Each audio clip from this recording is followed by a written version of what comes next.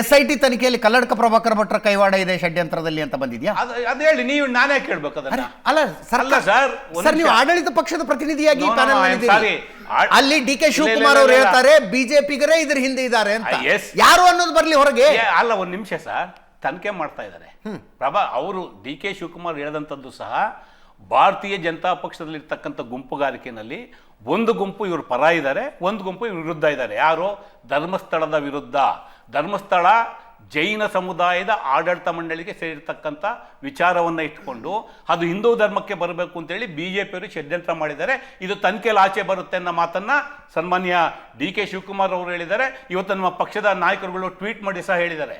ಅದನ್ನು ನಾನು ಹೇಳ್ತಾ ಇಲ್ಲ, ಅದನ್ನು ಅವ್ರು ಉತ್ತರ ಕೊಡ್ತಾರೆ. SIT ಅವ್ರು ತನಿಖೆ ಮಾಡ್ತಾ ಇದ್ದಾರೆ, ಅವ್ರು ಉತ್ತರ ಕೊಡ್ತಾರೆ. ಇಲ್ಲಿರ್ತಕ್ಕಂಥ ಪ್ರಶ್ನೆ ತಾವು ಕೇಳ್ತಾ ಇದ್ದೀನಿ. SIT ಮಾಡಿದಂಥದ್ದು ವೀರೇಂದ್ರ ಹೆಗ್ಗಡೆ ಅವರೇ ಸ್ವಾಗತ ಮಾಡಿದ್ರು. ಯಾಕೆಂದರೆ ಇವತ್ತೇನು ಆರೋಪಗಳಿದೆ, ಆರೋಪಗಳೆಲ್ಲ ಆಚೆ ಬರಲಿ ಅನ್ನೋ ಕಾರಣ ಕೇಳಿದ್ದಾರೆ. ಇವತ್ತು ಒಂದು ಪಾರದರ್ಶಕವಾದಂಥ ತನಿಖೆ ನಡೀತಾ ಇದೆ. ಅಲ್ಲಿ ಏನು SIT ಪೊಲೀಸ್ ಅಧಿಕಾರಿಗಳು ಇದ್ದಾರೆ, ಅವ್ರ ಮೇಲೆ ಯಾರೂ ಸಹ ಅನುಮಾನಗಳನ್ನ, ಇನ್ಕ್ಲೂಡಿಂಗ್ BJP, ಯಾರೂ ಅನುಮಾನವನ್ನು ವ್ಯಕ್ತಪಡಿಸಿಲ್ಲ. ಆ ಗ್ಯಾಂಗಿಗೆ ಒಂದಷ್ಟು ಅನುಮಾನಗಳಿದ್ದಾವೆ, ಕಂಪ್ಲೇಂಟ್ ಕೊಟ್ಟು. ಅದಿರಲಿ, ಕಂಪ್ಲೇಂಟ್ ಯಾರಿದೆ ನೋಡಿ. ಯಾರು ಈಗ ಒಬ್ಬ ವ್ಯಕ್ತಿನ ತಗೊಂಬಂದು ಮಾಸ್ಕ್ ಮ್ಯಾನ್ ಅಂತ ಕರೀತಾ ಇದ್ದಾರೆ, ಅದು ಕಾಂಗ್ರೆಸ್ ಸರ್ಕಾರದ ಆದೇಶ ಅಲ್ಲ. ಒಂದು ನ್ಯಾಯಾಲಯ ಒಂದು ಆದೇಶ ಕೊಟ್ಟಿದೆ. ಆದೇಶಕ್ಕೆ ಪೂರಕವಾಗಿ ಅದು ಒಂದು ಭಾಗದಲ್ಲಿ ಅದು ಮಾಡಿದ್ದಾರೆ. ಇವತ್ತು ಅವನು ತಪ್ಪು ಮಾಡಿದ್ರೆ ಅವನು ಒಳಗಡೆ ಹಾಕ್ತಾರೆ. SIT ಅವ್ರು ಮಾಡ್ತಾ ಇರೋದು ಅದೇ ಕೆಲಸ. ಅದೇನು ಕಾಂಗ್ರೆಸ್ ಸರ್ಕಾರ ಇವ್ರನ್ನ ರಕ್ಷಣೆ ಮಾಡಿ ಅವ್ರನ್ನ ರಕ್ಷಣೆ ಮಾಡಿ ಅಂತ ಯಾರಿಗಾರು ಹೇಳಿದಾರ? ಅದನ್ನು ಮಾಡ್ತಾ ಇರ್ತಕ್ಕಂಥದ್ದು ನೀವು. ನಿಮ್ಮ ಪಾರ್ಟಿ ಗುಂಪುಗಾರಿಕೆಗೋಸ್ಕರ ನೀವು ಏನು 2023 ಭಾಷಣ ಮಾಡಿದ್ದೀರಾ? ನಿಮ್ಮ ಸರ್ಕಾರ ಇದ್ದಾಗ ನೀವೇನು ಮಾಡಿದ್ದೀರಾ? SIT ತನಿಖೆಗೆ ಸರ್ಕಾರ ಆದೇಶ ಕೊಟ್ಟಾಗ ನೀವು ಇನ್ನೇನು ಹೇಳಿಕೆ ಕೊಟ್ರಿ? ಇವತ್ತೇನು ಹೇಳಿಕೆ ಕೊಡ್ತಾ ಇದ್ದೀರಾ? ಎಂಟೈರ್ ಪ್ರಕರಣದಲ್ಲಿ ಬುರುಡೆ ಬಿಡ್ತಾ ಇರ್ತಕ್ಕಂಥವ್ರು, ಜನಕ್ಕೆ ತಲೆ ಮೇಲೆ ಹೊಡಿತಾ ಇರ್ತಕ್ಕಂಥದ್ದು ಭಾರತೀಯ ಜನತಾ ಪಕ್ಷದ ನಾಯಕರು, ಪರ್ಟಿಕ್ಯುಲರ್ಲಿ ಪ್ರಹ್ಲಾದ್ ಜೋಶಿ ಮತ್ತು ನಮ್ಮ ವಿಜೇಂದ್ರರವರು. ಯಾರು ಇವತ್ತು ನಿಮ್ಮ ಸಭೆಯಲ್ಲಿ ಏನಕ್ಕೆ NIA ತನಿಖೆ ಆಗ್ಬೇಕಂತ ಬರೆದಂತ ಕೋಟಾ ಪೂಜಾರಿ ಅವರು ಏನಕ್ಕೆ ಸಮಾರಂಭದಿಂದ ಇದ್ದವ್ರು? ಹಿಂಗೆ ಕಾಂಗ್ರೆಸ್ನವ್ರು ಹೇಳಿದ್ರು ನೀವು ಆಚೆ ಹೋಗಿ ಅಂತ. ಸುನೀಲ್ ಕುಮಾರ್ ಅವ್ರು ಏನಕ್ಕೆ ಭಾಷಣ ಮಾಡಲಿಲ್ಲ? ಅವರ್ಯಾಕೆ ಆಚೆ ಹೋದ್ರು? ಷಡ್ಯಂತ್ರ ಹೊರಗೆ ಬರಬೇಕು ಆಗ್ರಹಕ್ಕೂ ಅಲ್ಲ, ಒಂದು ನಿಮಿಷ, ಇದರ ಷಡ್ಯಂತ್ರ ಹೊರಗೆ ಬರಬೇಕು ಅನ್ನುವ ಆಗ್ರಹಕ್ಕೂ ವೇದಿಕೆ ಮೇಲೆ ಯಾರು ಭಾಷಣ ಮಾಡಿದ್ರು ಮಾಡಲಿಲ್ಲ ಅನ್ನೋದಕ್ಕೆ ಏನು ಸಂಬಂಧ? ಭಾರತೀಯ ಜನತಾ ಪಕ್ಷ ಈ ಷಡ್ಯಂತ್ರದಲ್ಲಿ ಶಾಮೀಲಾಗಿದೆ. ಆ ಷಡ್ಯಂತ್ರದ ಭಾಗವೇ ಇವತ್ತು ಭಾರತೀಯ ಜನತಾ ಪಕ್ಷದಲ್ಲಿ ಇವತ್ತು ಪ್ರತಿಭಟನೆ ನಂಬ್ಕೊಂಡಿದ್ರು. ಸನ್ಮಾನ್ಯ ಪ್ರಹ್ಲಾದ್ ಜೋಶಿರವರು ಬುಡೆ ಬಿಡೋದಕ್ಕೆ ಜೊತೆನಲ್ಲಿ ಏನಕ್ಕೆ NIA ತನಿಖೆ ಆಗ್ಬೇಕಂತ ಪತ್ರ ಬರೆದಂತಹ ಕೋಟಾ ಪೂಜಾರಿರವರು ಆ ಸಮಾರಂಭದಲ್ಲಿ ಭಾಷಣ ಮಾಡದಲ್ಲಿ ಆಚೆ ಹೋದ್ರು. ಏನಕ್ಕೆ ಇದನ್ನ ಕಟೀಲ್ ರವರು ಹೇಳ್ದಂಗೆ ಸುನೀಲ್ ಕುಮಾರ್ ಅವ್ರಿಗೆ ಎಲ್ಲ ವಿಚಾರ ಗೊತ್ತು, ಆರೋಪಿಗಳಿಗೂ ಗೊತ್ತು ಅಂತ ಭಾಷಣ ಮಾಡೋದು ಹೇಳಿದ್ರಲ್ಲ, ಸುನೀಲ್ ಕುಮಾರ್ ಅವರು ಏನಕ್ಕೆ ಮಾತಾಡಲಿಲ್ಲ? ಅದೇ ಕ್ಷೇತ್ರದ ಶಾಸಕರಂತ ಪೂಂಜಾರವರ ಆಟಿಟ್ಯೂಡ್ ಏನಿತ್ತು? ಈ ಪ್ರಕರಣದಲ್ಲಿ ದಾರಿ ತಪ್ಪಿಸೋದಕ್ಕೆ ಪ್ರಯತ್ನ ಪಡ್ತಾ ಇರ್ತಕ್ಕಂಥದ್ದು ಭಾರತೀಯ ಜನತಾ ಪಕ್ಷದ ಗುಂಪುಗಾರಿಕೆ, ಭಾರತೀಯ ಜನತಾ ಪಕ್ಷದಲ್ಲಿರ್ತಕ್ಕಂಥ ವ್ಯತ್ಯಾಸ. ರಾಜಕೀಯವಾಗಿ ತಾವು ಪ್ರಶ್ನೆಗಳನ್ನು ಎತ್ತಿದ್ರೆ ರಾಜಕೀಯವಾಗಿ ಅವರು ಉತ್ತರ ಕೊಡ್ತಾರೆ. ಧರ್ಮಸ್ಥಳದ ಭಕ್ತರ ಆಗ್ರಹ ಇದೆ, ಈ ಷಡ್ಯಂತ್ರ ಯಾರ್ಯಾರು ಮಾಡಿದ್ರು, ಇದರಲ್ಲಿ ಯಾರ್ಯಾರು ಭಾಗಿಯಾಗಿದ್ರು ರಾಜ್ಯ ಜನರಿಗೆ. ಧರ್ಮಸ್ಥಳದ ಭಕ್ತರು including Congress party is very happy. ಇವತ್ತೇನು ಅಲ್ಲಿ ಅವ್ರ ಮೇಲೆ ಆರೋಪ ಹೊರಿಸೋದಕ್ಕೆ ಹೋಗಿದ್ರು ಅದೆಲ್ಲ ಆಚೆ ಬರ್ತಾ ಇದೆ.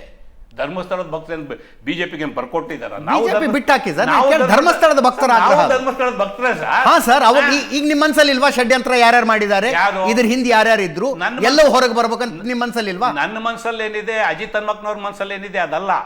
SIT ತನಿಖೆ ಏನ್ ಹೇಳುತ್ತೆ, ಯಾರ ಶಾಮೀಲಾಗಿದೆ ಅಂತ ರಿಪೋರ್ಟ್ ಬರುತ್ತೆ, ಅದು ಬೇಕು. ಅಜಿತ್ ಹನುಮಕ್ನವ್ರ ಮನಸ್ಸಲ್ಲಿ ಇನ್ನೊಂದಿರ್ಬೋದು, ನೀವು ವೀರೇಂದ್ರ ಹೆಗ್ಡೆ ಅವ್ರ ಪರ ಇರ್ಬೋದು, ನಾನು ವೀರೇಂದ್ರ ಹೆಗ್ಡೆ ಅವ್ರ ಪರ ಇರ್ಬೋದು, ಅದೆಲ್ಲ ಬೇಕಾಗಿರೋದು. ಹೌದು ಸರ್, ನೀವು ಕೇಳ್ತಾ ಇದ್ದೀರ. ನನ್ನ ಮನಸ್ಸಲ್ಲಿರೋ ವಿಚಾರ ಅಲ್ಲ ಇಲ್ಲಿ ಪ್ರಮುಖ ಆಗಂಥದ್ದು. ವಾಸ್ತವ, ಸತ್ಯ ಪ್ರಮುಖ ಆಗಂಥದ್ದು. ಈ ಘಟನೆಯಲ್ಲಿ ಸತ್ಯವಾದಂಥ ಘಟನೆಗಳು ಏನು, ಯಾರ್ಯಾರು ಇದ್ರಲ್ಲಿ ಶಾಮೀಲಾಗಿದ್ದಾರೆ, ಇದು ಆಚೆ ಬರಬೇಕು. ನೀವು ಕಾನ್ಸ್ಪಿರಸಿ ಶಾಮೀಲು ಅಂತಿದ್ದಂಗೆ ಮೊದಲು ತಗಲಾಕಡದೆ ಮತ್ತೆ ಆರೋಪದ ಕೈ ಬರ್ತಕ್ಕಂಥದ್ದೇ BJಪಿಯವ್ರ ಮೇಲೆ. ಏನಕ್ಕೆ ಇವತ್ತು ಇಷ್ಟೆಲ್ಲ ನೀವು ಪ್ರತಿಭಟನೆ ಮಾಡ್ತಾ ಇದ್ದೀರಲ್ಲ? ಕಲ್ಲಡ್ಕ ಪ್ರಭಾಕರ್ ಭಟ್ರು, ಆ ಭಾಗದ ಬೃಹತ್ ಹಿಂದೂ ನಾಯಕರು, ಸ್ವಯಂ ಘೋಷಿತ, ಯಾಕೆ ವೇದಿಕೆಗೆ ಬರಲಿಲ್ಲ? ಯಾಕೆ ಮಾತಾಡಲಿಲ್ಲ? ಯಾರು ಷಡ್ಯಂತ್ರದ ಭಾಗ? ಅವ್ರು ಏನಂದ್ರೆ ಕಾನ್ಸ್ಟಿಟ್ಯೂಷನಲಿ ನೋಡಿ ಸರ್, ಪೊಸಿಷನ್ ಇದ್ದಾರೆ ಅಂತ. ಧರ್ಮಾಧಾರಿತವಾಗಿ ರಾಜಕಾರಣ ಮಾಡೋದು ಕೊಟ್ಟಿರ್ತಕ್ಕಂಥದ್ದು ಭಾರತೀಯ ಜನತಾ ಪಕ್ಷದವರು.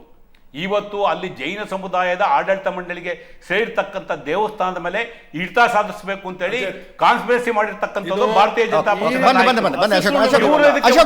ಅನ್ಇಂಟರಪ್ಟೆಡ್ ಟೈಮ್ ಸಿಗುತ್ತೆ. ಬೇರೆಯವರಲ್ಲ. ಇವತ್ತು ನಾನೇ ಹಳೇದೆಲ್ಲ ಬಿಟ್ಬಿಡಿ, ಇವತ್ತಿನ ಘಟನಾವಳಿಗಳು ನೀವು ಪ್ರತಿಭಟನೆ ಮಾಡೋರಲ್ಲ ಹೇಳಿ, ಯಾರ್ಯಾರು ಭಾಷಣ ಮಾಡಿದ್ರು, ಯಾರ್ಯಾರು ವೇದಿಕೆಯಲ್ಲಿ ತಮ್ಮ ಅಭಿಪ್ರಾಯ ಕೊಟ್ಟರು, ಎಷ್ಟು ಜನ ಭಾರತೀಯ ಜನತಾ ಪಕ್ಷದ ನಾಯಕರು ವೇದಿಕೆಯಲ್ಲಿದ್ದರು, ಯಾರ್ಯಾರು ನಿಮ್ಮ ಪ್ರಶ್ನೆಗಳಿಗೆ ಧ್ವನಿಯಾಗಿ ಪೂರಕವಾಗಿ ಮಾತಾಡಿದ್ರು.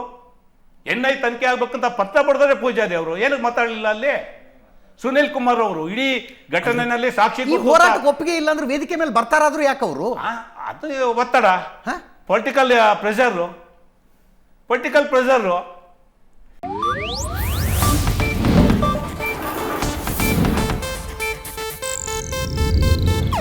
ಇದು ಏಷ್ಯಾನೆಟ್ ನ್ಯೂಸ್ ನೆಟ್ವರ್ಕ್ ಪ್ರಸ್ತುತಿ.